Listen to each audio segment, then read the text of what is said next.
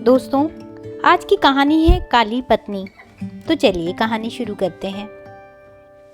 अरे रानी, तुम सांवली, ऊपर से यह काली साड़ी, वो अच्छी दिखेगी क्या तुम्हारे ऊपर? पहले ही तुम्हारे रंग को देखकर लोग ताना मारते हैं। पूरब रानी को बोला, देखो ना पूरब, मैं बोलती तो कहती सास बोलती रहती है।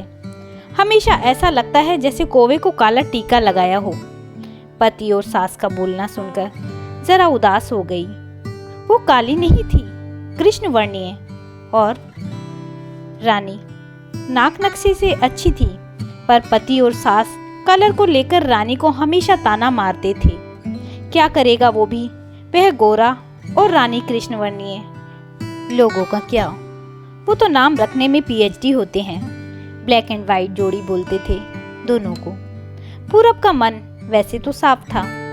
रानी को अगर कोई कलर को लेकर बोलता तो उसे जरा भी अच्छा नहीं लगता था, इसलिए वह भी थोड़ा बहुत बोल देता था ताकि वह जिद ना करे।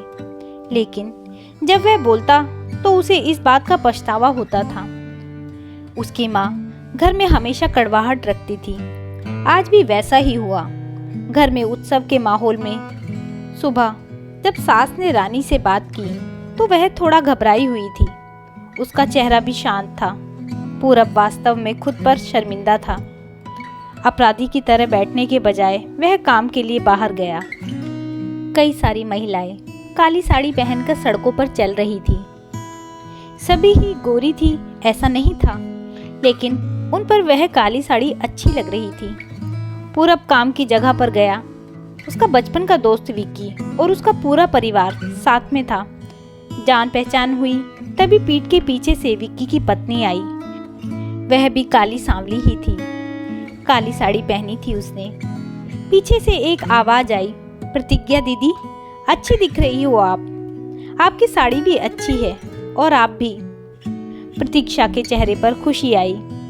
उससे ज्यादा विक्की खुश हो गया था। पूरब विक्की को कौतूहल से देख रहा था। विक्की ने वह देखा और जाना। वो पूरब के सवालों को हल करना चाहता था। विक्की ने पूरब से सीधे ही पूछ लिया, पूछो तुम्हारे मन में जो भी है, मैं तुम्हें उसका उत्तर देने के लिए तैयार हूँ। पूरब पहले हड़बड़ाया, फिर वह बोलने लगा कि नहीं नहीं, ऐसा कुछ भी नहीं है। विक्की ने पूरब से कहा, तुम मुझे नहीं जानते कि मैं लोगों का मन कितने अच्छे से पढ़ सकता हूँ। तुम तो मेरे बचपन के मित्र हो। तुम्हारी मन की बात भला मुझसे कैसे छुपी रह सकती है। विक्की आगे बोला, चलो ठीक है, तुम्हारा सवाल भी मैं ही बता देता हूँ। तुम यही सोच रहे हो ना कि मेरी पत्नी जो रंग से काली है और आज उसने काली साड़ी पहन रखी है, फिर भी वह और मैं इतना खुश कैसे?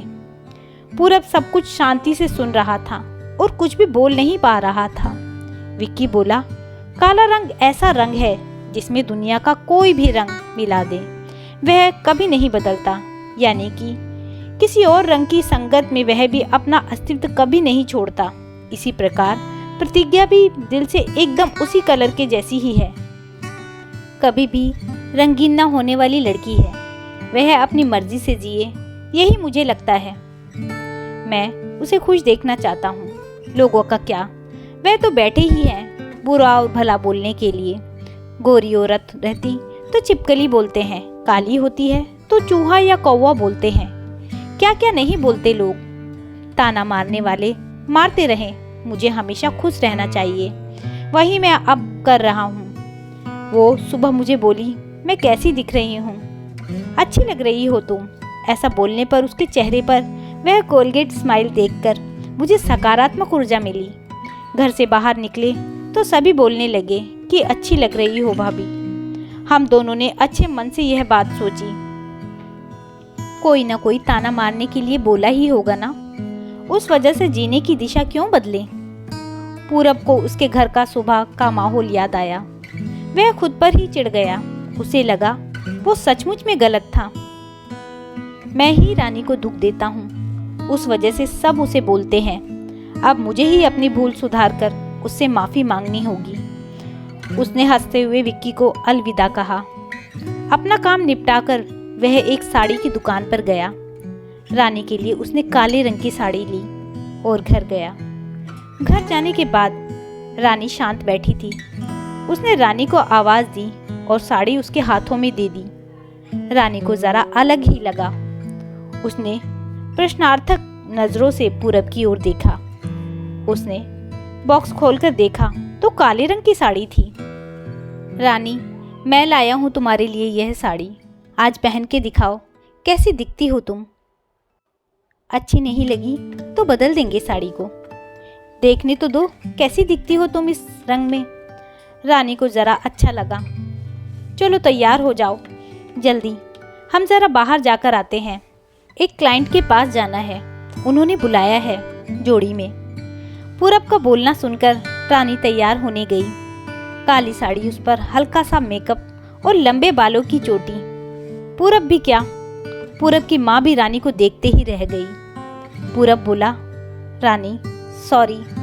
हाँ, अरे लोगों की बातों में आकर मैं तुम्हें हमेशा बोलता रहा और खरा सौंदर्य किसमें है यह मैं भूल गया था। रंग दो ही हैं, यह जानकर फिर जीना छोड़ दें क्या, अपनी खुद की पसंद छोड़ दें क्या। तुम्हें काले रंग की साड़ी पहनना बहुत अच्छा लगता है ना, पर मैं हमेशा तुम्हें टोकता रहा। अब मुझे समझ में आया, किसी भी रंग में रंगते वक्त मन साफ हो तो खूबसूरती निखरती है।